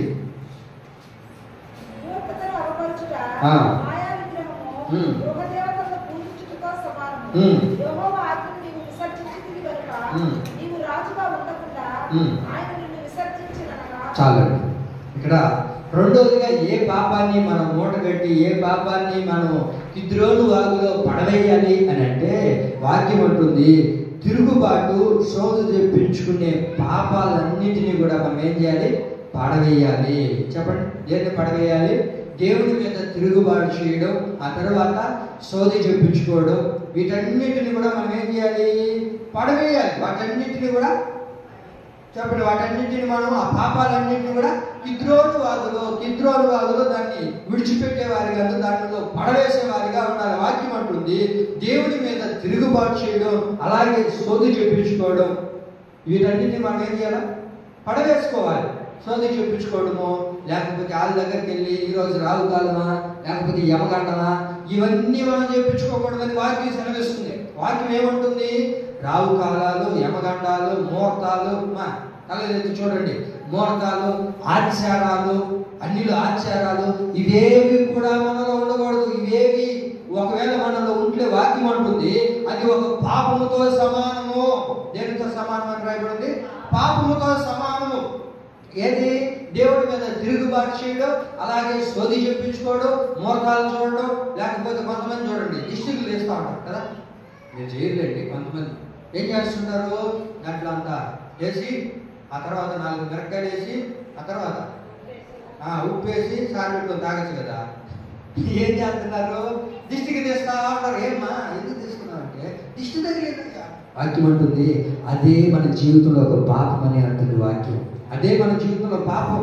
చాలా మంది అనుకుంటుంటారు నేనే పాపం చేసి నేను చాలా నీతిమంతుడిని, నేను చాలా నీతిమంతురాల్ని అని అనుకుంటూ ఉంటారు. కానీ వాక్యం అనేది ఏంటో తెలుసండి? సోది చెప్పించుకోవడం, ముహూర్తాలు చూడడం, ఆచారాలు చేయడం, లేకపోతే ఇలాంటి ఇతర కార్యక్రమాలు మనం చేయడము అని అంటే వాక్యం అంటుంది అదన్నీ కూడా దేనితో సమానమయ్యా అంటే పాపముతో సమానము. మీరు బైబిల్లో చూడండి, ఇశ్రాయేలు ప్రజలకి మొట్టమొదటి వ్యక్తి ఒక రాజుగా నియమించబడ్డాడు. ఆయన పేరే సౌలు. సౌలుని దేవుడు ఎంతగా ప్రేమించుంటాడండి. అసలు సౌలు దేనికి పనికి వస్తాడు? ఎందుకు పనికిరాని ఒక వ్యక్తి, గాడిదలు చెప్పుకునే ఒక వ్యక్తిని దేవుడు ప్రేమించి ఆ సింహాసనం మీద కూర్చొని ఇప్పుడు దేవుడి కొరకు ఎదురు చూడాలా, దేవుడి యొక్క వాక్యాన్ని కొరకు ఎదురు చూడాలి, దేవుడి యొక్క ప్రత్యక్ష కొరకు, దైవ సేవకుని నోటి నుంచి వచ్చే మాట కొరకు ఎదురు చూడవలసిన ఒక వ్యక్తి కదా. ఏమీ లేని దురస్థితిలో రోడ్ల తిరిగే వ్యక్తిని తీసుకుని వచ్చి సింహాసనం మీద కూర్చొని పెడితే దేవుడి ప్రత్యక్ష కొరకు, వాక్యం కొరకు, ఆయన యొక్క మాట కొరకు, దైవ సేవకుని యొక్క రాక కొరకు ఎదురు చూడాల్సిన ఒక వ్యక్తి ఏం చేస్తున్నాడయ్యా అంటే దేవుడి మీద తిరుగుబాటు చేయడమే కాకుండా, మీరు వినండి, సోది చెప్పించుకుంటూ ఉన్నాడట. ఏం చెప్పించుకున్నాడట? సోది చెప్పించుకుంటూ కర్ణ పిశాచం దగ్గరికి వెళ్ళి ఆ తర్వాత చూడండి వాళ్ళ దగ్గరికి వీళ్ళ దగ్గరికి వెళ్ళి ఆయన జీవితాన్ని పాడు చేసేసుకున్నాడండి. బాబు నిన్ను దేవుడు నమ్మే కదా ఇక్కడికి తీసుకొని వచ్చాడు. దేవుడిని నిన్ను నమ్మి నీ మీద విశ్వసించి నీ కొరకు రక్తాన్ని కాచి నీకు ఒక పరిశుద్ధ జీవితాన్ని అనుగ్రహించి కదా దేవుని యొక్క సన్నిధికి తీసుకొని వచ్చిన తర్వాత మరలా అదే ఆచారాలను చేస్తే ఇప్పుడు దేవుడు నీ వల్ల సంతోషపడతాడా లేదా నీ వల్ల దుఃఖపడతాడా? వాక్యం అంటుంది ఎవరైతే ఇలాంటి వ్యక్తులు చేస్తారో, సోది చెప్పించుకుంటూ అక్కడికి ఇక్కడికి వెళ్ళి ఆచారాలు చూస్తూ, రావుకాలాలు చూస్తూ, దిష్టిగా చెప్తుంటారో వాళ్ళందరూ కూడా దేవుని ఎదుట ఏం చేస్తున్నారయ్యా అంటే పాపం చేస్తూ ఉన్నారు. నేను అంటాను వాస్తవంగా సౌలు, మీరు చూడండి, సౌలు ఆ రాజసింహాసనాన్ని పోగొట్టుకోవడానికి, తన జీవితాన్ని పాడు చేసుకోవడానికి కారణం ఏంటంటే ఎప్పుడు చూసినా సోది చెప్పించుకుంటుండేవాడు. ఏం చేస్తుంటాడక? ఎప్పుడు చూసినా సోది చెప్పించుకుంటుండేవాళ్ళు. ఆడ దగ్గరికి ఇంటి దగ్గరికి వెళ్ళి నచ్చీజుడు ఏం చెప్తుంది? అమ్మ బలుకు జగదంబ బలుకు నీ జీవితం మారదయ్యా, వాడు ఎవడో ఉన్నాడు దావీదంట, వాడు నీ రేతులో నువ్వు సస్తావంట, నీ బతుకు నాశనం అయిపోయింది అని ఇవన్నీ రేపింది. పాపం వాస్తవానికి దావీదుకి అలాంటి ఆలోచన లేదు. దావీదు అన్న మాట ఏంటంటే అయ్యా నేనేమన్నయ్యా నీ ఎదుట కుక్కలాంటి వాడినయ్యా, ఎందుకు పనికిరాని వాడినయ్యా, నేను ఒక దాసుని, నువ్వు దేవుడి చేత అభిషేకించబడిన వాడివి, అసలు ఏ రోజు కూడా నిన్ను చంపాలన్న ఆలోచన పొరపాటున దావీదులో లేనే లేదు. కానీ సోది చెప్పే మనిషి ఎప్పుడు ఏం చేస్తుంది? సోదిని రెచ్చగొడతా ఉంటుంది. సోది చెప్పించుకున్నప్పుడు మీరు చూడండి, సోది చెప్పించుకోండి దగ్గర ఏం చెప్తుంటారు? నీ భర్త ఏదో వీధిలో 4వ వీధిలో తిరుగుతున్నాడమ్మా, నీ బిడ్డ ఏడుస్తేనేమో నీ మాట వినట్లేదమ్మా. అప్పుడు ఈ మనుషులు అవునేనయ్యా నిజమేనయ్యా నీకేమో తెలుసమ్మా చెప్పమ్మా ఇంకా పిల్లలు మాట వినకుండా ఉంటారా? మాట వినరాదు. భర్త నాకు అక్కడెక్కడ తిరగకుండా ఉంటాడా? ఏమా భర్త నాకు అక్కడెక్కడ తిరగకుండా ఉంటాడా? ఏదో ఉంటుందా మనసులో. దానికి కొంచెం ఏం చేస్తుంది? పోస్తుంది, ఆయుర్వేదం పోసినట్టు పోస్తుంది. పాపం అంతవరకు బాగున్నాక నేను సాయంత్రం ఏం చెప్పించుకున్నా కరెక్ట్గా చెప్పింది. ఏం చెప్పిందో తెలుసా? నువ్వు అక్కడెక్కడ తిరుగుతున్నావు చెప్పింది, పిల్లకాయలు మాట్లాడట్లేదని చెప్పింది. అది కరెక్ట్గా చెప్పింది అయ్యా. మీరు చూడండి, దేవుని యొక్క వాక్యాన్ని గమనించండి. సౌలు యొక్క జీవితం అద్భుతకరమైందండి. కానీ తనంతా తానే పాడు చేసుకున్నాడు. ఎందుకు పాడు చేసుకున్నావయ్యా అంటే, అక్కడికి ఇక్కడికి వెళ్ళి సొది చెప్పించుకున్నానయ్యా, అక్కడికి ఇక్కడికి వెళ్ళి దిష్టిలు తీసుకున్నానయ్యా, అక్కడికి ఇక్కడికి వెళ్ళి నా జీవితాన్ని పాడు చేసుకున్నానయ్యా. ఎందుకు సౌలు? దేవుడిని ఏర్పరచుకొని తీసుకొని వచ్చి చూడండి. అప్పుడు మన పెద్దలు చెప్తారట, మన పెద్దలు చెప్పేదేంటి, బుడదలో ఉన్న చెప్పండి, మా బుడదలో ఉన్న పల్లిని తీసుకుని వచ్చి నువ్వు ఎంత కడిగైనా అడుగుంచబెట్టే ఒక రాజసింహాసనం కదా, మళ్ళీ ఎక్కడ పరిగెడుతుంది? బుడదలెక్క పరిగెడుతుంది. దాని స్వభావం అలాంటి, ఏమంటే దానికున్న నైజం అలాంటి. కూర్చోరా, ఎక్కడికి పోతావే పల్లి, నేను ఆ బుడదలోనే ఉంటా, ఆ పీతుల్లోనే. ఎందుకు? ఆ గలీజ్ అంటే నాకు ఇష్టం. అమ్మా మీరు చూడండి, దాన్ని ఎంత శుభ్రం చేసి ఎంత చేసినా సరే అదేం చేస్తుంది? మరలా సింహాసనం మీద కూర్చుందండి, మరలా వెళ్ళిపోతూనే ఉంటుంది, మరలా వెళ్ళిపోతూనే ఉంటుంది. అరే, గొప్ప వ్యక్తిని దేవుడు ఎన్నుకొని తీసుకొని వచ్చి సింహాసనం మీద కూర్చొని పెడితే దాన్ని చేసిన వైఖరి అదే కదా, తను చేసిన పని అదే కదండి. దేవుడి పిల్లగా వినండి, మనం ఎప్పుడూ కూడా దేవుడికి తిరుగుబాటు చేసి, దేవుడు ఇది వద్దు అంటే ఇంకా అది వద్దంటే, ఇంకా ఎందుకు వద్దన్నాడు, చేసుకుంటే ఏమవుతాది, అది చేయకపోతే ఇవన్నీ అనే ప్రసంగం అవసరం లేదు. ఇప్పుడు దేవుడు ఏమన్నాడు, మీరు ట్యాటూలు వేసుకోకూడదు అంటే పచ్చబట్లు పూడ్చుకోకూడదు. పచ్చబట్లు వేయించుకోవచ్చా? వేయించుకున్నాడు అనుకోండి దేవుడి పిల్లగా, మనం మందిరానికి పరలోకానికి అస్సలు పొరపాటు కూడా వాక్యం అంటుంది, మనం పచ్చబట్లు కూడా పొడిపించుకోకూడదు. పచ్చబట్లు వేయించుకోవచ్చా? వేయించుకోకూడదు. ఒకవేళ చూడండి, ఈరోజు ఏమైపోయిందంటే అందరికి ఫ్యాషన్ అయిపోయింది, అది ఒక స్టైల్ అయిపోయింది. చూడండి ఎక్కడ వేసుకుంటారు, ఆ తర్వాత ఎక్కడ వేసుకుంటున్నారు, ఏమనంటే అదేమంట ఫ్యాషన్, అది ఉంటేనే స్టైల్. మీకు తెలుసో తెలియదు, నాకు తెలియదు కానీ ఆ పచ్చబొట్లు పొడిపించుకుంటుంటారే వాళ్ళకి గవర్నమెంట్ జాబులు కూడా రావు. అసలు సెంట్రల్ గవర్నమెంట్ జాబులు రావు. మీరు మరి తెలుసో తెలియదు, నాకు తెలియదు కానీ నాకు తెలిసినంత వరకు వాళ్ళకి సెంట్రల్ గవర్నమెంట్లో కూడా జాబులు రావు. అన్ని జాబులు వాళ్ళకి ఇవ్వరు. ఎందుకయ్యా అంటే వాళ్ళు ఏం చేసుకుంటారు చెప్పండి, పచ్చబొట్లు పొడిపించుకోకుండా ఉండడం ద్వారా ఈ లోకంలోనే వాళ్ళకి జాబులు రాకుండా, ఇలాంటి ఉద్యోగాలు రాకపోతే దేవుడి పిల్లరా ఆ పరలోక రాజ్యానికి మనం వెళ్తామా? ఎలా కొంతమంది ఎందుకు వేసుకున్నారు? అయితే స్టైల్ ఏంటంటే ఈ రోజులాగా స్టైల్ వాక్యం అంటుంది. వేసుకోకూడదు అంటే వేసుకోకూడదు, ఇంకా అంతే. వేసుకుంటే ఏమవుతుంది, వేసుకోకూడకపోతే ఏం జరుగుతుంది, ఇంకా ఎందుకు మనకు అవసరం. వాక్యం ఏది చెప్తుందో అది మనం చేయడమే, అంతవరకే మన పని ఏమో, అంతే కదా. వాక్యం ఏది చెప్తుందో అది పాటించడం వరకే మన పని. ఇంకా అలా ఎందుకు ఆ తర్వాత ఏంది, ఇవన్నీ అడగకూడదు, ఇంకా ఆరాధించకూడదు. వాక్యం అంటుంది ఏదైతే వాక్యం మనతో మాట్లాడుతుందో దానికి తగినట్లుగానే మనం చేయాలి. దేవుడి మీద తిరుగుబాటు చేయడం, సోదరులు చెప్పించుకోవడం, ఇవన్నీ ఏంటంటే పాపముతో కూడుగట్టుకున్నట్టువి కనుక ఆ పాపాలన్నింటినీ కూడా ఎక్కడ పడవేయాలని, కిద్రోను వాగులో మనం పడవేయాలి. కిద్రోను వాగులో మనం పడవేయాలి. చూడండి లేవియాకాండం 19వ అధ్యాయము 13వ వాక్యం. లేవియాకాండం 19వ అధ్యాయము 31వ వాక్యం చూడండి. లేవియాకాండం 19:31 చదవక. కర్ణ పిశాచు దగ్గర మీరు బాగా ఇది రాసి పెట్టుకోండి. చదవక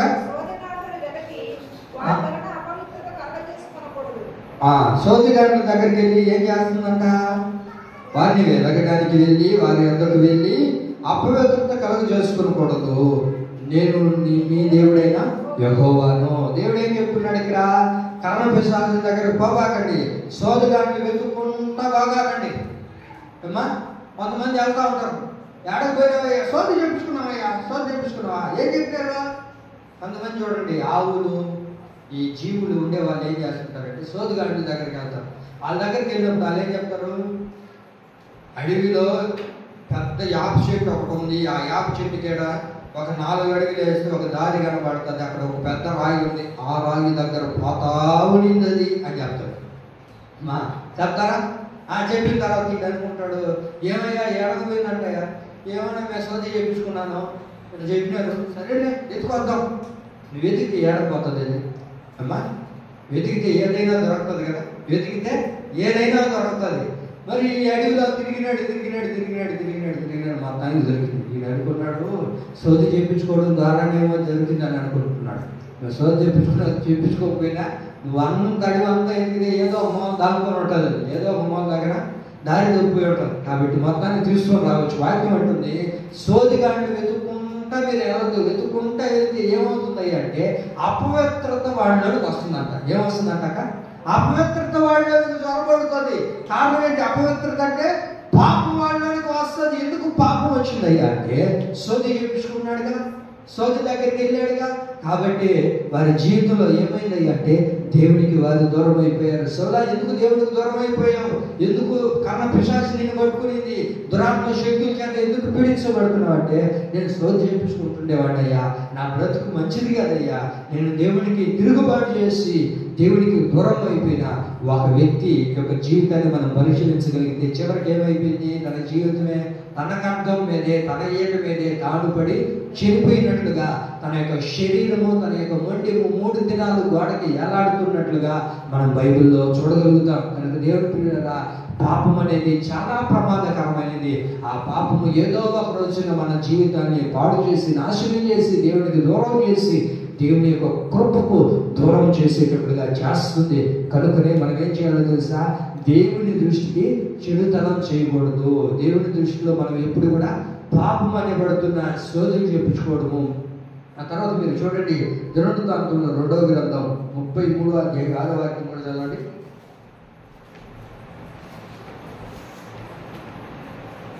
దినవృత్తాంతంలో 2వ గ్రంథం 33వ అధ్యాయము 6వ వాక్యం చదవక 33:6.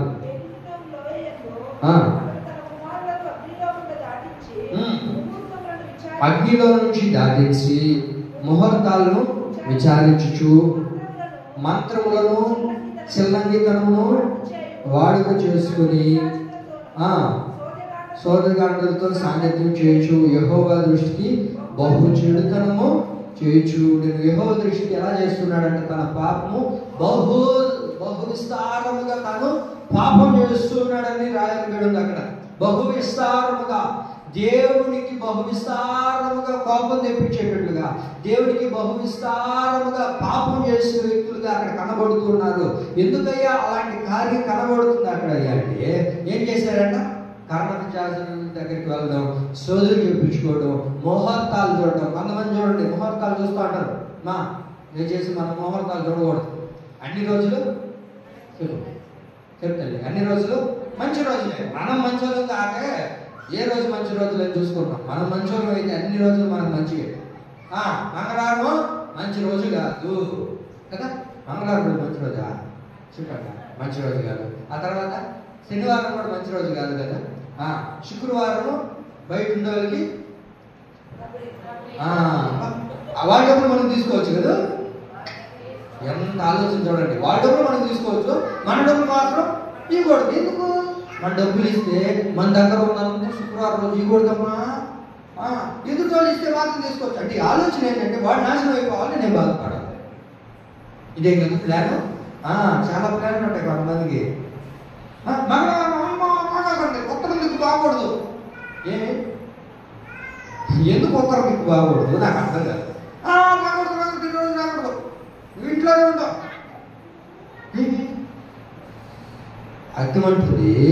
ముహూర్తాలు చెప్పండి, ముహూర్తాలు, సోదులు, రావు కాలాలు, మంచి రోజులు ఇవన్నీ చూస్తే దేవుడి దృష్టిలో ఏమని రాయబడిందో తెలుసా?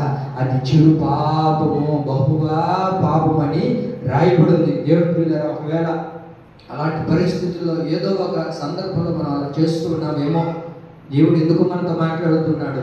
వాటన్నిటినీ కూడా మనం విడిచిపెట్టుదాము గాక. ఆమేన్. ఏం చేయకూడదు. బిడ్డకు జ్వరం వస్తే ఏం చేయాలి? డాక్టర్ కాడికి తీసుకోబో, ప్రార్థన చేసుకో, దేవుడు కార్యం చేస్తాడు. అంతేనా? అడగాకుండా నా బిడ్డకి దిష్టి పడిందమ్మా, ఆడ పోయి ఏ దిష్టి పడిందా వెళ్ళి పోయింది వచ్చేసించామా రక్తా పోయి ఆడు చెప్పడమ్మా. అది ఎత్తుకొని వస్తుంది, పిడిగడు ఎత్తుకొని వస్తుంది, పోయి ఆ బిడ్డ ఆడ వస్తుంది. పాపం ఆ బిడ్డకి ఏం తీసుకొని వస్తుంది, వస్తావా పోయివా ఈమె ఊసేస్తుంది సార్. ఇంక తెగులు పడిపోతుంది దాంట్లో. ఇంక ఈమె తీసుకొని బిడ్డకు తీసి వేస్తుంది. నొప్పులో ఏమండి ఆ మండే పొయ్యిలో ఉప్పు వేసిన తర్వాత ఏమంటారు, చిట్టపట అబ్బా చూడ ఎంత దిష్టి తగిలిందా. నాకు అర్థం కాదు, పొయ్యిలో ఉప్పు వేస్తే చిట్టపట ఆడకుండా పట పట పట పట అంటుందా, అంటుందా? చెప్పండి అక్క. పొయ్యిలో ఉప్పు వేస్తే ఖచ్చితంగా అదేమవుతుంది, చిట్టపట్టలు రాకపోతుంది. అది నీకు దిష్టి ఉండే లేకపోతే ఎప్పుడైనా పగలుతుంది. మన వాళ్ళు ఏమంటారు వెంటనే, అబ్బా ఎంత దిష్టి నైనా, అబ్బా పోయింది నీకు. ఆ మధ్య నేను చెప్పానా, నీకు గుర్తుందా లేదో? కొంతమంది మన మందిరానికి వచ్చి ఒక తల్లి, మీకు చెప్పాను గుర్తుందా? ఒక ఆమె వచ్చింది, వచ్చి మనకు తెలిసిన ఆమె ప్రార్థన చేసుకొని వెళ్ళిపోయింది. అందరితో ఊరుకోలే.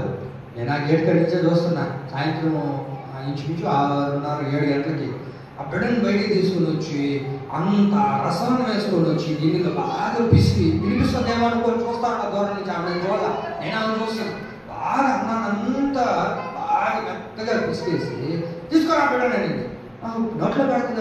అన్నలు పెట్టాడు, అటు ఇటు అని చూసింది. అన్నం అంతా బాగా దిష్టికి పాడేది. నాకు అర్థం కాదు, ఎందుకు మా అన్నం అంతా కలిపి బాగా దిష్టి పడేయవు అని అంటే, అనేది బిడ్డ అన్నం తినట్లేదయ్యా, అన్నం దిష్టికి తగిలింది. ఏ దిష్టి తగిలిందంట? అన్నం దిష్టికి తగిలింది, అందుకని బిడ్డకి అన్నం దిష్టికి తీసి పడేసేనయ్యా అనేది. ఆ తర్వాత నేను మామూలుగా నేను ఊరికినా ఉంటాను, నేను అడిగాను, అమ్మ అన్నం తడకపోతేనే అన్నం దిష్టికి తీసేవే, మరి ఇది రాకపోతే ఏ దిష్టికి తీస్తావమ్మా అని అడిగాను. చెప్పండమ్మా, ఇప్పుడు అన్నం తినట్లేదు కాబట్టి అన్నం అయితే దిష్టికి తీసినావు, ఇది రాకపోతే అది ఆడక అది తల్లి చెప్పాడు అది చెయ్యాలా?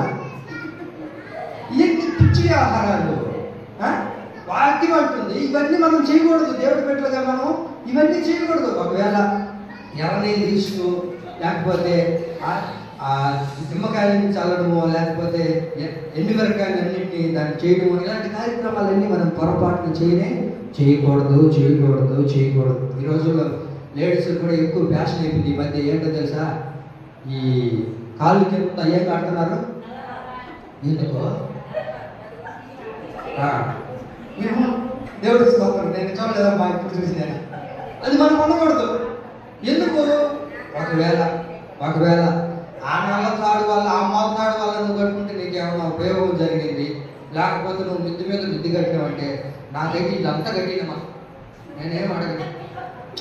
ఆ నల్ల తాడు కట్టుకోవడం వల్ల నీ బ్రతుకు మారిపోయి నువ్వు మిద్ది మీద మిద్ది కట్టుకుని నీ కప్పులే లేకుండా, అయ్యా నేనే 10 మందికి పెడుతున్నాను అంటే నేను ఈరోజు 100 రూపాయలు ఇస్తా, ఆ మోతాడు లేవో నాకు ఈ కాలు 4 ఈ కాలు 4 గట్టేస్తాను, ఇంకా రేపు నుంచి ప్యాంటు కూడా వేసుకో, అదే దాంట్లో చుట్టేసుకో. నాకు అర్థం కాదు, ఆ ఒక్క తాడుతోనే నీ బ్రతుకు మారుతుందా, నీ జీవితం మారిపోతుందా? సరే కాలు గడుపుకున్నావు, ఆ కాలు ఇంకెప్పుడు రాయి తగ్గకుండా ఉందా? చెప్పండి, రాయే తగలేదా? రాయే దొర వెళ్ళిపోయింది. ఆ కాలు చూస్తాను, అమ్మమ్మ ఈ మోకాలు ఉంది ఈ కాలుకి, నేను తగ్గకూడదని రాయి వెళ్ళిపోయిందా? ఏమైంది? ఆ కాలికి 10 సార్లు తగలుతూ ఉంటుంది. నాశనం ఎందుకు ఈ కాలికే తగ్గ అపశాఖం మనం చెప్పే మాట లేదు. క్రైస్తవులే, దేవుని పెట్టలే, అపశాఖనాలు, రావు కాలాలు, యమగండాలు.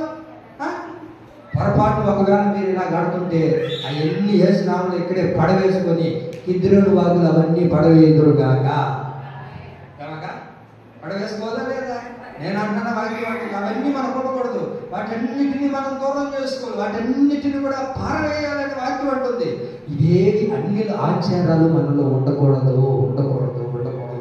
రాజు అదే చేస్తుంది. అక్కడ తన బిడ్డను తీసుకుని నిపుణులు దొప్పిస్తున్నాడు, అన్ని కార్యక్రమాలు చేస్తున్నాడు, సోదరు చెప్పించుకున్నాడు, చిలక పచ్చిని చెప్పించుకుంటున్నాడు. ఇవన్నీ చేయడాన్ని బట్టి ఏమైపోయింది? జీవితమే పాడైపోయింది.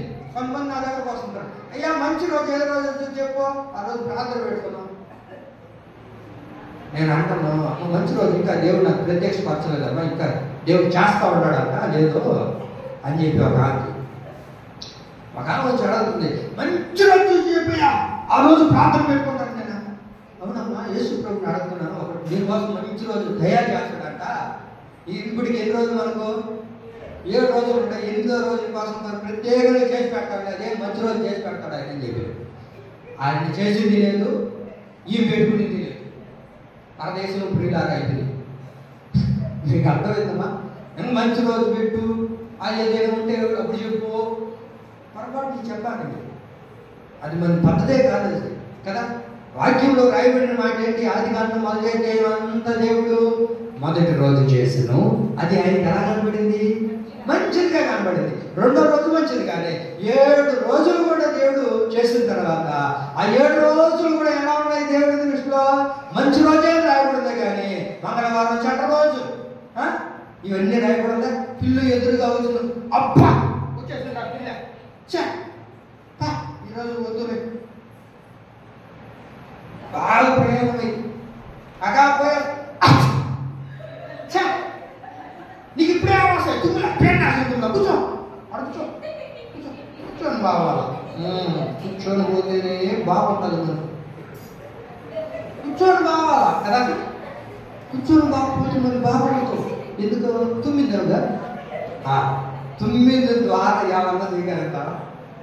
ఆ మనిషికి ఏదో అలర్జీ వచ్చి తుమ్మింది అనుకో, ఇంకా ఆడకూడదు. ఇంకా అంతేనమ్మే, నువ్వు కూర్చో పదం మళ్ళీ కొంచెం బాగా పోదాం. సరే అంత దూరం పోయినాం, ఎవరో ఒకవేళ ఎదురుగా వచ్చిందంట. వచ్చిందిరా, రా పోదమ్మా, ఇంటికి పోదమ్మా. ఇంక ఇంటికి ఊరికి పోవాలనుకున్నదంతా క్యాన్సిల్ అయిపోతుంది. ఇంక ఇంటికాడికి ఈదులోకే కనుకుంటుంది. ఈ పని అంతా ఇదే డ్యూటీ. ఇంటికి పోయేదిలా, ఊరికి పోయేదిలా, బస్సు ఎక్కేదిలా, ఊరికి పోయేదిలే. కారణం ఏంటో తెలుసా? ఏమండి, ఇవన్నీ ఆచారాలు పడేస్తుంది. ఇంకెప్పుడు నువ్వు పోయేది? మనిషి ఎదురొస్తే బావు, పిల్లి ఎదురొస్తే బావు. వీటన్ని భయాల్లో నుంచి దేవుడు మనల్ని తప్పించాడు. ఆమేన్. ఇవేవి మనకు లేవు. కొంతమందికి ఇదే భయం, ఎందుకంటే వాటిలోనే బ్రతుకుతున్నారు వాళ్ళు. కనుక దేవుడు పిల్లలా వాటన్నిటినీ మనం విడిచిపెట్టుదుము గాక. ఆమేన్. మొట్టమొదటిగా ఏ పాపాన్ని మనం కిద్రోను వాగులో పడవేయాలి? దురాశ అనే పాపాన్ని కిద్రోను వాగులో పడవేయాలి. రెండవదిగా సోది తిరుగుబాటు విధానాన్ని కట్టి మూటగట్టి దాన్ని కిద్రోను వాగులో పడవేయాలి. మూడవది ఏంటి అంటే సమూయేలు మొదటి గ్రంథం 3వ మాట చెప్తున్నాను చూడండి. పాపము, ఏ పాపాన్ని మనం మూటగట్టి విడిచిపెట్టి కిద్రోను వాగులో పడవేయాలి అని అంటే మూడవదిగా సమూయేలు మొదటి గ్రంథం 12వ అధ్యాయము 23వ వాక్యాన్ని మనం చూడగలుగుతాం. ఇక్కడ ఒక భక్తుడు మనకు కనబడతాడు, దైవజనుడు. ఆ దైవజనుడు అంటాడు, చదవండి, తీసారా? చదవండి. 12వ అధ్యాయము 23వ వాక్యం చదవండి. ప్రార్థన చేయుట మానుట వలన యెహోవాకు విరోధముగా పాపము చేసిన వాడు నగుదును. చూడండి, మూడోది ఏ పాపాన్ని మనం మూటగట్టి పడవేయాలి అంటే ప్రార్థన చేయుట మానే పాపాన్ని మనం మూటగట్టి పాడవేయాలి. చెప్పండి, దేన్ని పాడవేయాలా? ప్రార్థన మానేవేసే పాపాన్ని మనం మూటగట్టి పడవేయాలి. అంటే ప్రార్థన ఏం చేస్తుందో మనం కొన్నిసార్లు మర్చిపోతా ఉంటాం, ప్రార్థనని మర్చిపోతా ఉంటాం. అంటారా? ఏది పాపము అని అంటే మూడవదిగా ప్రార్థన చేయడం మానివేస్తే అదే పాపం అని రాయడం. ఏదో పెద్ద పెద్ద పాపాలు చేయబోలే. ఈ రోజు నువ్వు ప్రార్థన చేయకపోతే దేవుడి దృష్టిలో నేనేమైనట్లు? మనము పాపం చేసినట్లు. చెప్పండి, మనం ఏం చేసినట్లు? పాపానికి ఒడిగొట్టుకున్నట్లు. కనుక పాపము ఏదయ్యా అంటే ప్రార్థన చేయకపోవడమే. కాబట్టి మన జీవితంలో మనం ఏం చేయాలంటే ప్రార్థన మానేయకూడదు.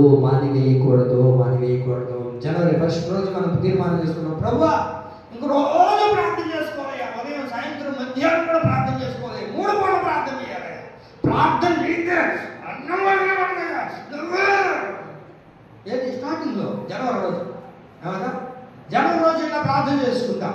ఆ ప్రార్థన చేసుకున్న తర్వాత ఇంటికి వెళ్ళిన తర్వాత 1వ రోజు, 2వ రోజు, 3వ రోజు, 15 రోజులు దాకా ఎంతో వాడికి గట్టిగా లాగతాం బండిని. 3 రోజులు లాగతాం.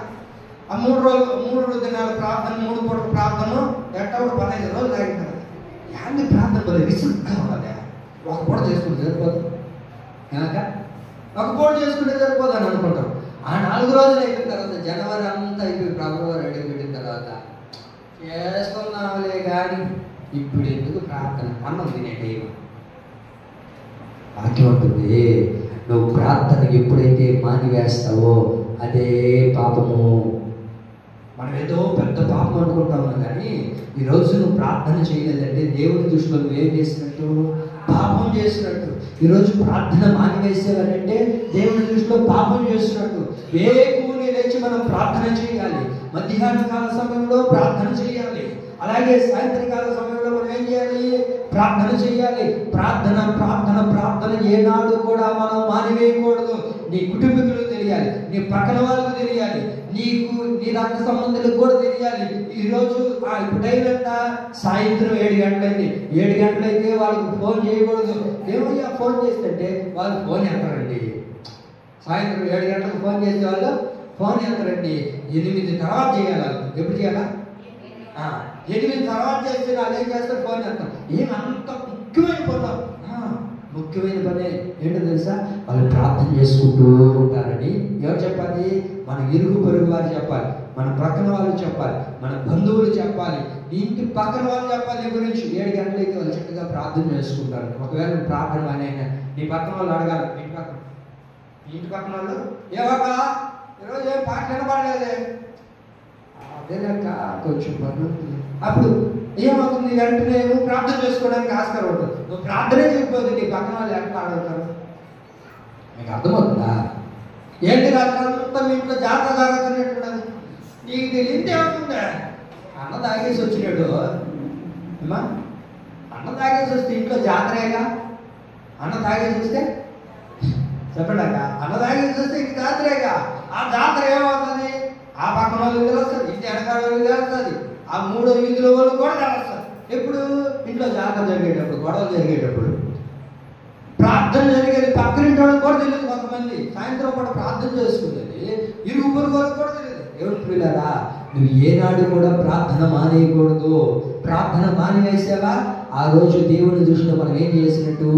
పాపం చేసినట్టు. పాపం చేసినందుకే దైవజనుడు అంటాడు, మీ కొరకు నేను ప్రార్థన చేయకుండా మానివేస్తే అది దేవునికి పాపముగా ఎంచబడుతుంది కనుక నేను ప్రార్థన మానివేయకూడదు. ఒకవేళ మీరు ఏదో ఒక పనిని బట్టి ప్రార్థన మానివేస్తూ ఈరోజు ఏముందిలే మానేసేదే అని అనుకోవద్దు. ఏదో ఒక రోజు కూడా, ఏ ఒక్క రోజు కూడా ప్రార్థన మానివేయకుండా ప్రార్థన మనం చేసుకునేవారుగా ఉందుముగాక. ఆమె అందుకే మన బైబిల్ని చూడండి, ప్రార్థన మానివేస్తే ఏం జరుగుతుంది అంటే, ప్రార్థన మానివేస్తే ఏం జరుగుతుందంటే, ఒక ఆయన ఉన్నాడు, ఆయన అంటాడు నిద్ర లేచాడు.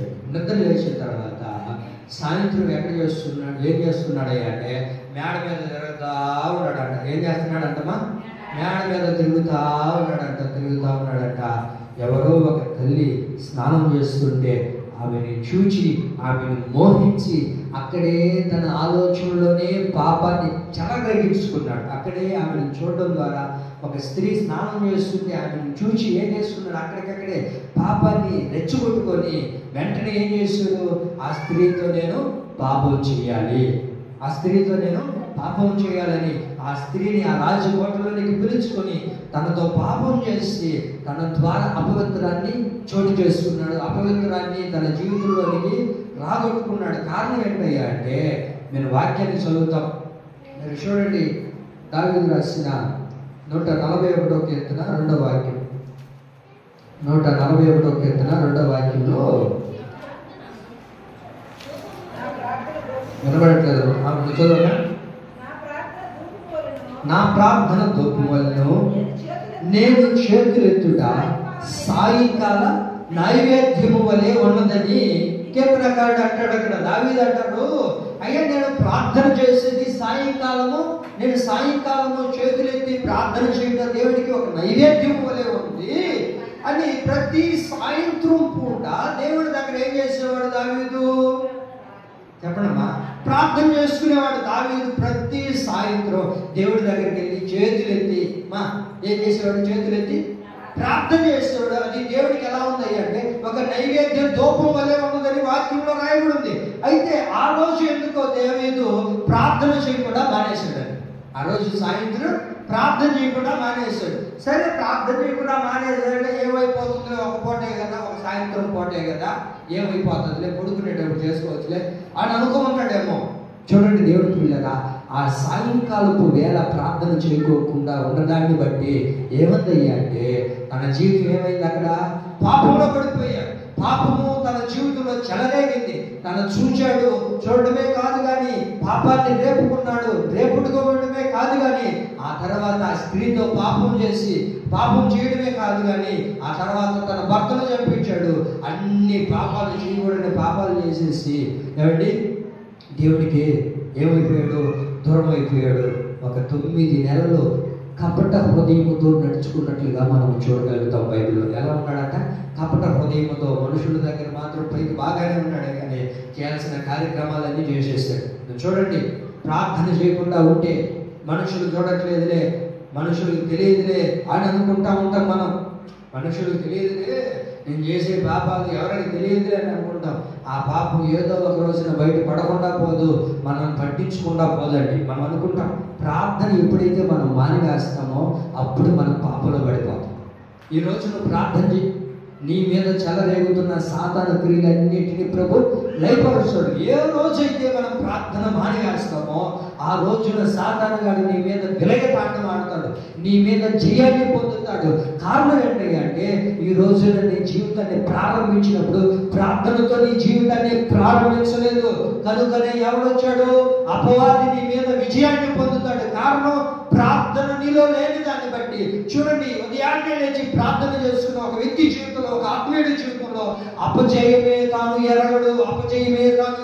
కారణం ఏంటంటే ఈరోజు దేనితో నువ్వు ప్రారంభించావో తెలుసా? ప్రార్థనతో ప్రారంభించాలి మన జీవితం. ఆమేన్. మన దినము, మన రోజు ఎలా ప్రారంభం అవ్వాలి అంటే ప్రార్థనతోనే ప్రారంభం అవ్వాలి. ఆ దినము ఎలా ముగించుకోవాలి అంటే అది ప్రార్థనతోనే ముగించబడాలి. కొంతమంది చూడండి, వారి జీవితాలు ఎలా ప్రారంభించబడ్డాయంటే తినడంతోనే ప్రారంభిస్తారు, ముగించేటప్పుడు కూడా తింటానే నిద్రపోతారు. కొంతమందికి అలవాటు, నిద్రపోయేటప్పుడు కూడా 4 బట్టలు వేసుకొని నిద్రపోవాలి. అవునా కదా? తినేటప్పుడు తినేస్తారు, అన్నం తినేసుకుంటారు. అప్పటికే లాస్ట్ ఏమన్నా సీను కొట్టుండేవయ్యా, సరేలే అన్ని శనికాయ కుప్పలు అంత వేలం ఉంటాను తినేసిన తర్వాత కొంచెం వేయాలి. తెలీదా? మీ పక్క లేదేమో, మా ఊరి పక్కన ఉండాలి. తినేసుకుంటారు నైట్ పూట, అయినా కూడా పడుకునేటప్పుడు అంత తినాలి ఏదో ఒకటి స్వీట్. అప్పుడైతే కొంచెం బాగుంటుంది. వాక్యం అంటుంది, నీ రోజు ప్రారంభించినప్పుడు అది ప్రార్థనతో ప్రారంభం అవ్వాలి. దేంతో ముగించబడాలి? ప్రార్థనతోనే ముగించబడాలి. లేడు ఇద్దరు 10 బాగా ఈరోజు కొన్నావా, నువ్వు ఎందుకు బాగా ఇది నిద్ర లేయగానే స్టార్ట్ చేస్తాడు. వచ్చేసింది నీకు బాగా లేకుండా వస్తుంది. ఎందుకు బాగా లేకుండా రాదు, నీకు వస్తుంది. నువ్వు పనికి పోయే మొహం అయితే కానీ నీకు పనికి పోయే మొహం అయితే పాతవు. బిడ్డల బాధ్యత, కళ్ళం అంటే బాధ్యత ఇవన్నీ ఉంటే, కుటుంబం బాధ్యత ఉంటే పాతవు నువ్వు పనికి. ఏది పాసిబుల్తోనే నిద్ర లేయగానే గొడవ పెట్టుకుంటుందా? నువ్వు పడుకునే కాడికి దేంతో ముగిస్తుంది అమ్మా? అబ్బా మళ్ళీ అనుకుంటారు. ఆ గొడవతోనే ముగిస్తుంది. స్టార్ట్ చేయడం ఇంజిన్ గొడవతోనే, ముగించేది కూడా గొడవతోనే. దేవుడి పిల్లరా, వాక్యం ఏం చెప్తుందో తెలుసా? నువ్వు ప్రార్థన మానివేస్తే అది పాపానికి దారితీస్తుంది. కాబట్టి మీరు కూడా నిద్రలేగా ఏం చేయాలా చెప్పండి. మీరేం చేయాలమ్మా? మా గౌరవ మళ్ళీ ఇక్కడ తిరుగుతుంది, నేను కట్ట ఇస్తాను. చెప్పు, ఏం చేయాలి? నిద్రలేగానే ఇక్కడ నాకు ఇంకా టైం ఉంది, ఈరోజు స్కూల్ లేదులేమా. స్కూల్ లేకపోతే దేవుడు ప్రార్థన మందిరం ఉందిగా అని కదా నీకు లేయాలా లేదా? చెప్పండి. ఈరోజు ఒక్కరోజు అయితే కొంచెం కష్టపడిన తర్వాత ఎదుగుతామా? ఈరోజు ఒక్కరోజు లేమమ్మే, లేపాక మమ్మీ ఏం చేస్తుంది తెలిసి ఇలా అంత మూల కంపెట్టుకోండి కొట్టండి. నీ బిడ్డలకు ఉదయాన్నే మీరు నేర్పించాలి, ప్రార్థన నేర్పించాలి. ఇప్పటి నుంచే వారిని నేర్పిస్తే వాళ్ళు ఏం చేస్తారు? మనం దేవుడి దగ్గరికి వెళ్ళిపోయినా ఆ ప్రార్థనే వారిని బ్రతికిస్తూ వస్తుంది. వాళ్ళు అంటారు, మా తల్లిదండ్రులు మాకు ఏమి ఇవ్వకపోయినా మాకు ప్రార్థన నేర్పించారు, ఆ ప్రార్థనే మమ్మల్ని బ్రతికిస్తుంది. నువ్వు ఒకవేళ నీ ఆస్తి చేయొచ్చు, నీకున్న ఆస్తి ఇస్తే దాన్ని ఏం చేస్తారు, శుభ్రంగా తిని అయిపించేస్తారు. ఒక సంవత్సరానికి అయిపోతుంది అమ్మా, ఒక సంవత్సరానికి అయిపోతుంది. అంతే ఒక 100 రూపాయలు ఇచ్చు, సరే ఇస్తే ఏమవుతుంది అక్క చెప్పండి అక్క. నాకు ఒక 500 ఇచ్చేయడానికి ఉంటుంది అక్క, 2 రోజులకి 5 ఉంటుంది. ఎప్పుడో స్మాష్ 500 నువ్వే వచ్చినా నాకు 5. అది ప్రార్థన ఇచ్చి చూడు. ఇప్పటికీ మన బిడ్డలు ప్రార్థన నేర్పించి చూడు. మనం మరణించినా సరే, మన ప్రభు యొద్దకు వెళ్ళిపోయినా ఆ ప్రార్థనే వారిని నడిపిస్తూ వస్తుంటుంది. ఆమేన్. కాబట్టి మన జీవితంలో ప్రార్థన మానివేస్తే కారణం ఏమైపోతుందో తెలుసా, దేవుడి ఎదుట పాపం చేసినట్లు. కాబట్టి ప్రార్థన మానకుండా ఉండేదాన్ని కానీ ఏం చేయాలి ఇప్పుడు చెప్పండి, మానివేయుడనే పదాన్ని తీసుకుని వెళ్ళి కిద్రోను వాగులో మనం పడవేయదుముగాక. కిద్రోను వాగులో ఏముందయ్యా అంటే పాపాన్ని విడిచిపెట్టే వాగని. కిద్రోను వాగు పాపాన్ని విడిచిపెట్టే వాగు కనుక ఆ వాగులో మనం దాన్ని పాపాన్ని విడిచిపెట్టి మనం దూరం చేసుకున్న తర్వాత, ఈ 3 పాపాలని మనం విడిచిపెట్టిన తర్వాత మన జీవితంలో కూడా మన ఎదుట దేవుడు నిలిచి ఉండి మనతో ప్రభు నడుచునుగాక. ఆమేన్. చదువుకున్నాం కదా మనం, పాపం చేసే వాడి దగ్గర దేవుడు నిలిచి ఉన్నాడు, వాడి దేవుని కుమారుడుగా పిలువబడ్డ కనుక మనం పాపము చేయకుండా వీటన్నిటిని కూడా కిద్రోను వాగులో పడవేసి నీటి వాగుల కొరకు దుప్పి ఎలాగైతే ఆశపడుతుందో, యేసయ్య రాకడ కొరకు మనం అందరం ఆశపడి ఆయన త్రోవలో నడిపించబడుదుముగాక. ఆమేన్. ఇప్పుడు ఏ వాగుల గురించి మనం చెప్పుకున్నాము? కిద్రోను వాగు గురించి చెప్పుకున్నాం. ఇంకా 3 వాగులు ఉన్నాయి. ఆ 3 వాగుల గురించి 3 వారాల్లో ప్రభు మనకు ఆయన ప్రత్యక్షతను మనకు కలగజేసి అట్టి విధంగా మనం నడిపించునుగాక. ఆమేన్. మోకరించండి, ప్రార్థన చేసుకుందాం.